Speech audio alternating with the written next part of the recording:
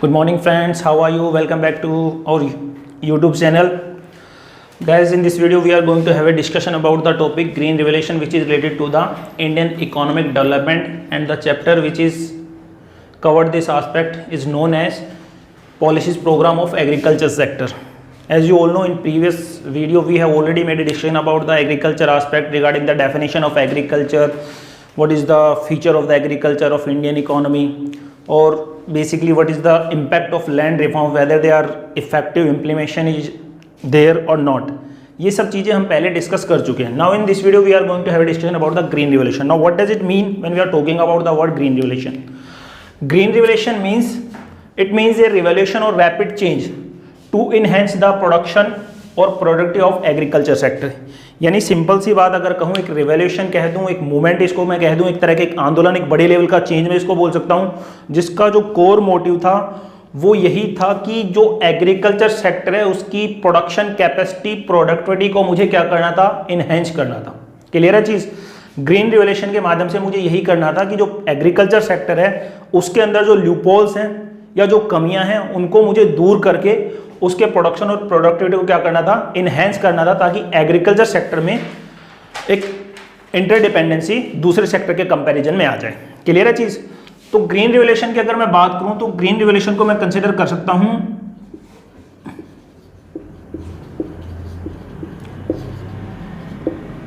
ठीक है.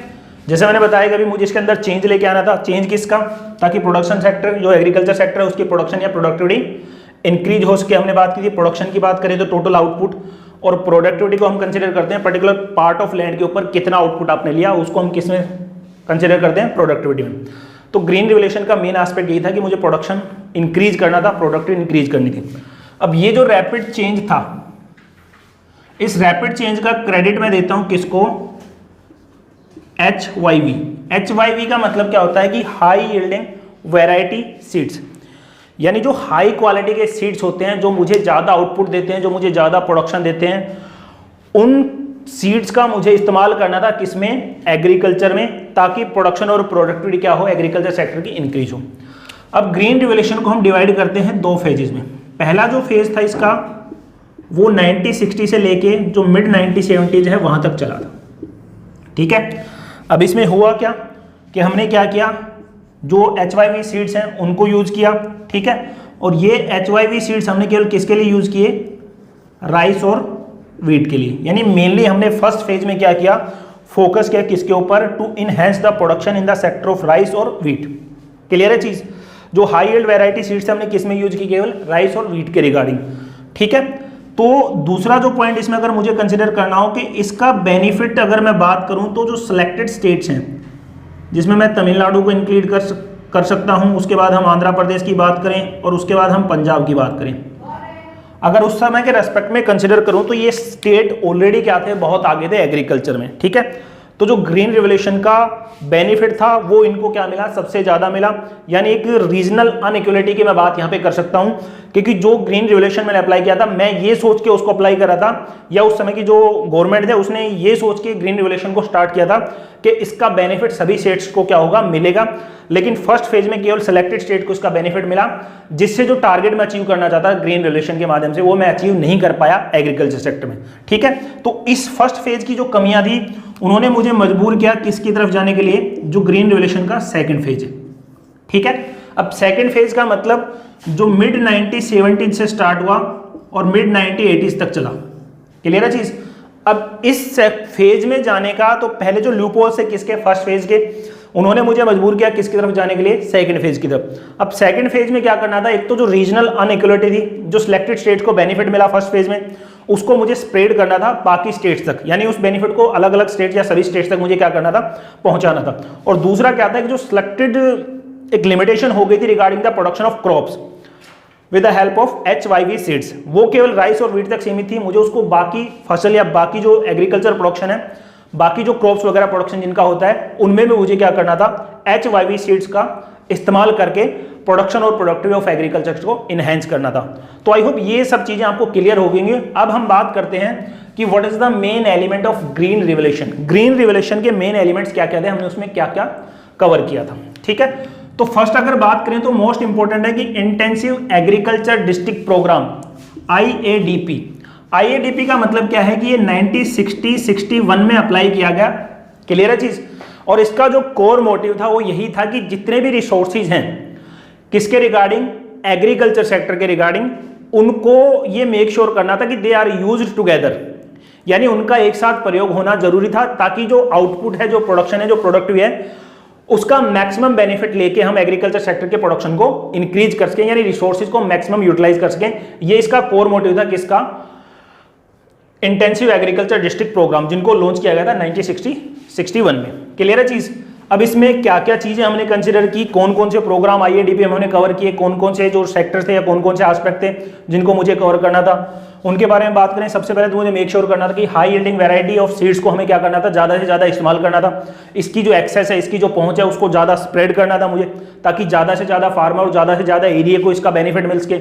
दूसरा क्या था, irrigational facility, permanent means of irrigational facility मुझे डेवलप करनी थी, जिसके माध्यम से मुझे नहरें बनानी थी, ठीक है, मुझे नदियां बनानी थी, यानी जो परमानेंट मीन्स ऑफ इरिगेशन है वो मुझे जनरेट करने थे इस प्रोग्राम के तहत।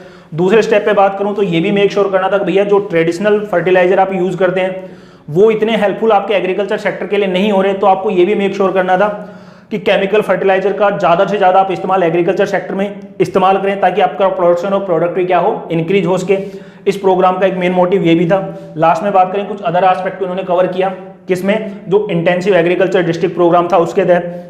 और अदर में क्या था, सबसे पहले प्लांट प्रोटेक्शन की बात की। प्लांट प्रोटेक्शन को अगर मैं समझने की कोशिश करूं तो आज भी बहुत सारे एरिया जैसे हैं जहां पे मतलब जो जंगली जीव जंतु होते हैं, ठीक है, वो क्या करते हैं, क्रॉप्स को नुकसान करते हैं। तो उस नुकसान के रिगार्डिंग यहाँ पे मैं समझने के लिए बता सकता हूँ कि प्लांट प्रोटेक्शन का मतलब क्या था, फसलों को मतलब जो अननेसेसरीज इश्यूज हैं जिनकी वजह से क्रॉप्स क्या होती है, बर्बाद होती है, उनको अवॉइड करना था मुझे। दूसरे पॉइंट पे बात करूँ तो मल्टी क्रॉपिंग का मतलब क्या था, एक रोटेशन पॉलिसी मुझे बनानी थी, ठीक है। हमने पहले भी बात की थी कि मतलब थ्रू आउट द ईयर अगर आप एक ही क्रॉप का प्रोडक्शन करेंगे तो वो उतना बेनिफिट नहीं दे पाएगी आपको जितना आपको मल्टी क्रॉपिंग दे सकती है। तो ये भी इस प्रोग्राम के तहत मेक श्योर किया गया, या इसको अप्लाई करना चाहते थे। थर्ड पॉइंट पे बात करें, हमने पहले भी पढ़ा था कि लैक ऑफ क्रेडिट फैसिलिटी एक बहुत बड़ा इशू रहा है एग्रीकल्चर सेक्टर के बैकवर्डनेस के लिए। तो इंटेंसिव एग्रीकल्चर डिस्ट्रिक्ट प्रोग्राम के तहत मुझे ये भी मेक श्योर करना था कि credit facility and specially for those farmer who actually require this credit facility, ठीक है। यानी जो एक लैंड रेवेन्यू सिस्टम हमने पढ़ा था, जमींदारी सिस्टम था, मनी लैंडर्स के माध्यम से जो एक हाई रेट ऑफ इंटरेस्ट पे फाइनेंशियल फैसिलिटी वो लेते थे और उसके माध्यम से एग्रीकल्चर एक्टिविटी करते थे, उनको मुझे खत्म करना था और इसके लिए अप्लाई किया कि हमने क्रेडिट फैसिलिटी इंप्रूव करनी थी।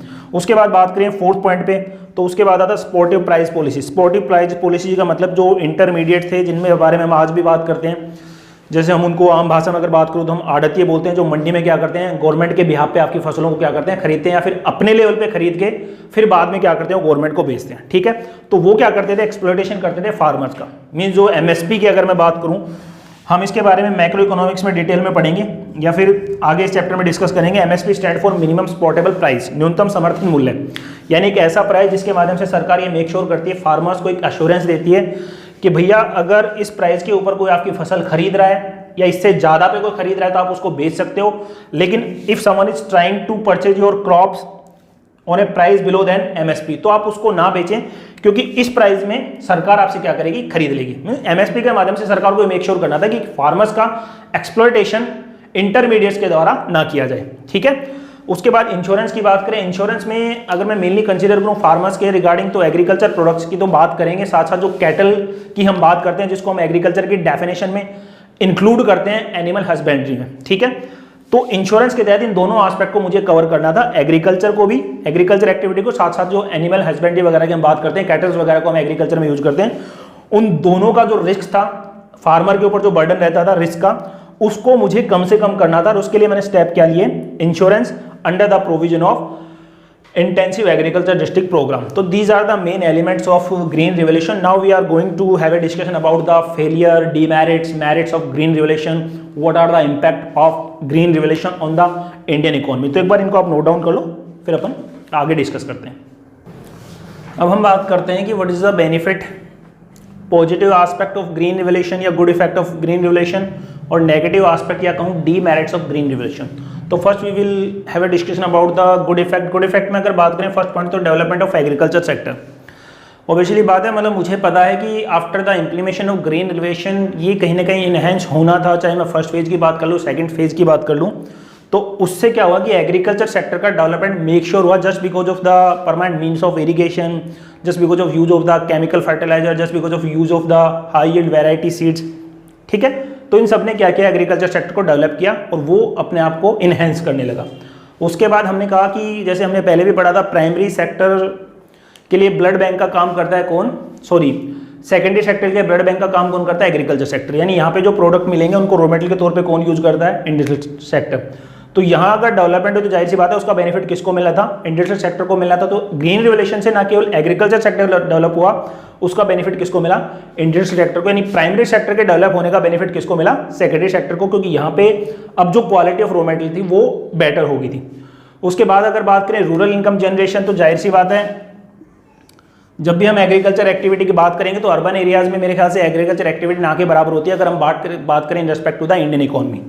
तो अगर एग्रीकल्चर सेक्टर डेवलप हुआ तो इसका मतलब जो रूरल एरियाज थे उस पे ऊपर इनका इम्पैक्ट आना था। यानी वहाँ जो लोग थे, वहाँ जो लोग एग्रीकल्चर एक्टिविटी करते थे, कहीं ना कहीं उनकी इनकम जनरेशन मेक श्योर होनी थी। उनको सरप्लस प्रोडक्शन के माध्यम से उनको जो एक्सेस मिलता था उनसे उसकी इनकम क्या हुई, जनरेट हुई, इनकम ज़्यादा हुई, इनकम इनहेंस हुई और उनका बेनिफिट उनको मिला।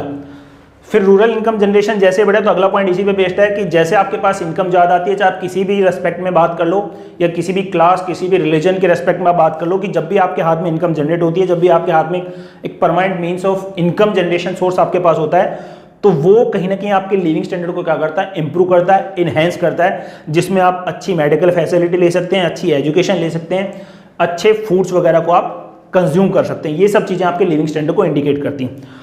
नेक्स्ट पॉइंट पे बात करें commercialisation of agriculture. Green revolution का एक सबसे अच्छा इंपैक्ट क्या रहा, वो रहा कॉमर्शलाइजेशन। हमने इस वर्ड को शायद पहले भी बात की थी, जो when we are making a discussion about the Indian economy on the eve of independence, जहाँ पे जो ब्रिटिश थे उन्होंने फोर्स कॉमर्शलाइजेशन किया था, किसका, एग्रीकल्चर सेक्टर का। जहाँ पे मतलब जो फूड ग्रेन्स की जगह हमने क्या किया, जो ब्रिटेन इंडस्ट्री के लिए क्या थे, रॉ मटेरियल के तौर पे जो नीड्स थी उनको फुलफिल करने के लिए हमने क्या किया था, कॉमर्शलाइजेशन किया था। या उस समय की जो रूलर थे उन्होंने कॉमर्शलाइजेशन किया था, किसका, एग्रीकल्चर का। लेकिन यहाँ पे कॉमर्शलाइजेशन ऑफ एग्रीकल्चर का मतलब एक तरह से मल्टी लेवल क्रॉपिंग, यानी वो क्रॉपिंग, उन क्रॉप्स का प्रोडक्शन जिनकी मार्केट में डिमांड है और उस डिमांड का जो बेनिफिट है वो सीधे फार्मर को मिलेगा। ठीक है, तो यहाँ कॉमर्शलाइजेशन ऑफ एग्रीकल्चर क्या था, पॉजिटिव एस्पेक्ट में मुझे कंसिडर करना है, ना कि नेगेटिव एस्पेक्ट में।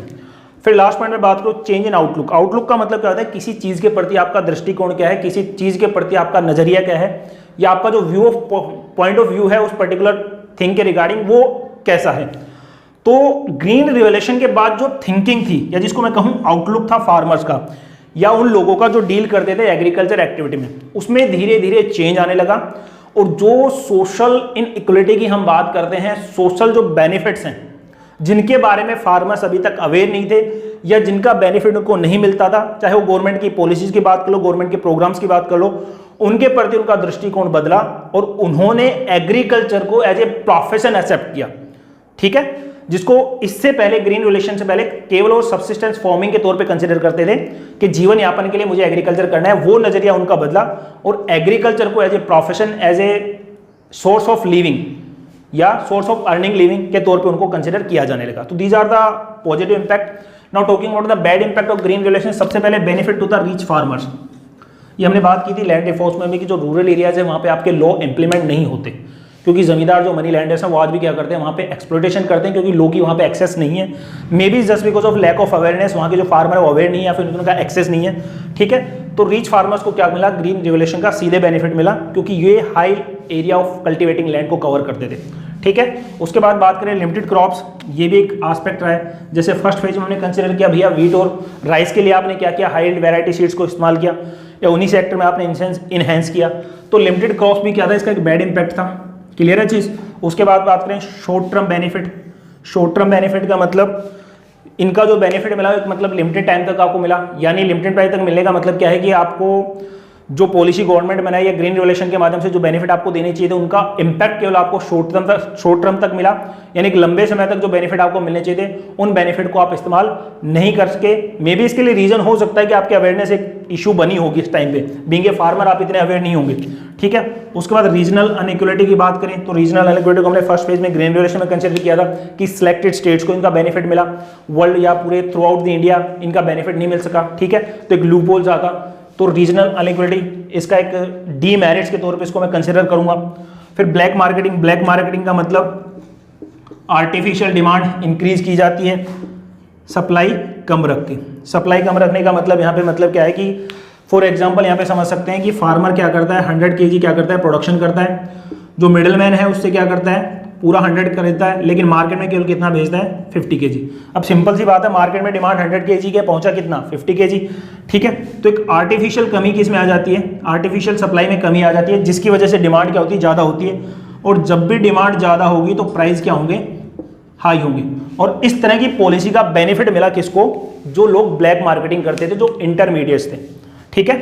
तो ये इसका एक डीमेरिट्स या नेगेटिव एस्पेक्ट रहा है ग्रीन रेवोल्यूशन का कि इसको ढंग से हैंडल नहीं कर सके। Unequal distribution of income, unequal distribution of income का मतलब क्या, यहाँ पे अगर मैं कंसिडर करूँ सब्सिडी की हम बात कर लेते हैं। अब सब्सिडी का मतलब क्या होता है, एक तरह का फाइनेंशियल बेनिफिट दिया जाता है सरकार के द्वारा उन लोगों को जो एग्रीकल्चर एक्टिविटी वगैरह करते हैं, जिनके पास लिविंग के सोर्स ज़्यादा नहीं है, जिनको मतलब सर्वाइवल करने में ज़्यादा दिक्कत आती है। अब सब्सिडी की बात करें, कुछ लोग इसके फेवर में थे, कुछ लोग इसके फेवर में नहीं थे, क्लियर है चीज़। अब फेवर में वो लोग थे, फेवर में लोग ये थे कि कम से कम जो पुअर सेक्शन है, जो रिच फार्मर को तो खैर इनकी आवश्यकता नहीं है, लेकिन जो पुअर सेक्शन है, जो फार्मर पुअर हैं, अगर उनको सब्सिडी का बेनिफिट सीधे तौर पे मिलता है तो सब्सिडी एक बहुत बड़ा स्टेप है ग्रीन रेवोल्यूशन के इम्पैक्ट को या ग्रीन रेवोल्यूशन को इम्पैक्टफुल बनाने के लिए। लेकिन कुछ लोग इसके अगेंस्ट भी थे। अगेंस्ट क्या थे, उन्होंने कहा कि भैया ऐसा है कि जब हाई एंड वैरायटी सीड्स आप इस्तेमाल करने के लिए परमिशन दे रहे हैं तो जाहिर सी बात है उनसे प्रोडक्शन तो इंक्रीज होगा, क्वालिटी इनहेंस होगी प्रोडक्शन या प्रोडक्टिविटी की। तो ऐसे केस में जब आपने ये प्रोवाइड करा दिया, हाई एंड वैरायटी सीड्स उनको प्रोवाइड करा दिए, लेटेस्ट केमिकल फर्टिलाइजर आप उनको प्रोवाइड करें, तो इन दैट केस फिर आपको सब्सिडी नहीं देनी उनको, क्लियर है चीज। तो जो फेवर में थे वो मानते थे कि अगर पुअर सेक्शन को बेनिफिट मिलता है, पुअर सेक्शन ऑफ फार्मर को बेनिफिट मिलता है, सब्सिडी बहुत बड़ा इंपैक्ट है। जो इसके अगेंस्ट है उनका ये कहना था कि आप जब इनको इस तरह की क्वालिटी लेटेस्ट टेक्नोलॉजी प्रोवाइड कराओ with the help of green revolution, तो फिर आप सब्सिडी की बात ना करें।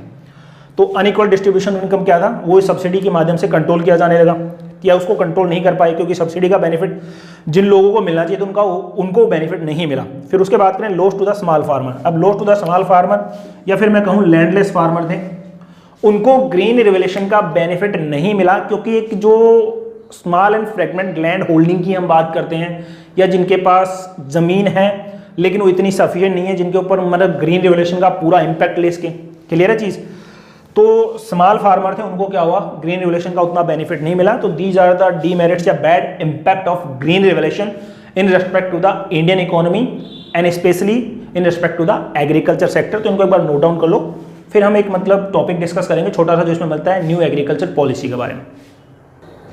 तो चैप्टर का लास्ट टॉपिक है जो है न्यू एग्रीकल्चर पॉलिसी 2000। इस पॉलिसी के बारे में जो इंपॉर्टेंट बात है, सबसे पहले इसके अगर लॉन्च की बात करें तो ये लॉन्च की गई थी 25 जुलाई 2000 में, ठीक है। और इसका जो कोर मोटिव था वो एग्रीकल्चर सेक्टर को डेवलप करना था। अब इसमें कौन कौन से मेन ऑब्जेक्ट थे, कौन कौन से मेन स्टेप्स इन्होंने लिए, क्या क्या ये मतलब तय करके चले थे, ठीक है। सबसे पहले enhancement of private investment.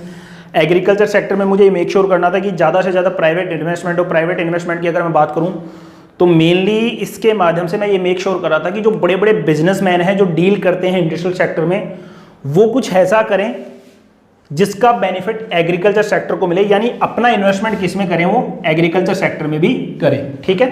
For example यहाँ पे हम बात कर सकते हैं पतंजलि की।